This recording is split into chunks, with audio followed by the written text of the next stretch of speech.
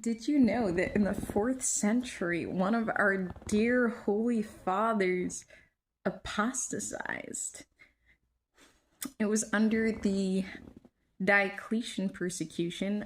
Pope Marcellinus was presented with the age-old quip, incense or death. He chose incense. So, following this public apostasy, the bishops called a council and they addressed the Pope and they told him,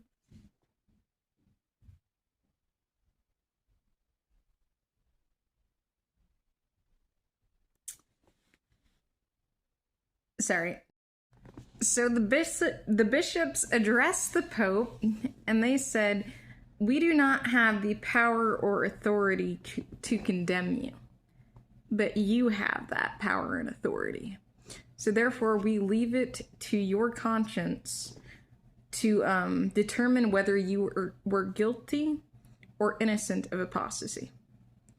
All right, well, the decision was pretty easy. He knew that he was guilty, so he condemned himself and proceeded to resign. Now, the bishops, as you probably never would have guessed, they immediately re-elected him. And within the next few years, Pope Marcellinus was again given the ultimatum by the pagans: put incense on the altar or die. He chose martyrdom. He did, and now he is known as Pope Saint Marcellinus. Okay, guys, what can we learn from this story? We can learn that if we had the faith of the bishops back then, that their own pope could apostatize in front of them, but they would still leave his own condemnation to the authority and dignity of his office. If we had the faith of them back then in the 4th century, we would have no splits today. Because Christ promised that he would always be with his church until the end of time, and the gates of hell will not prevail against it.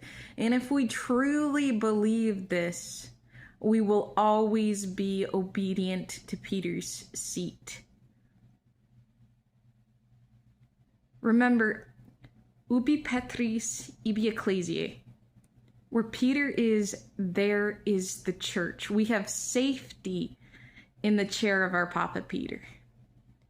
All right, habemus papem. We have a pope. Thanks be to God.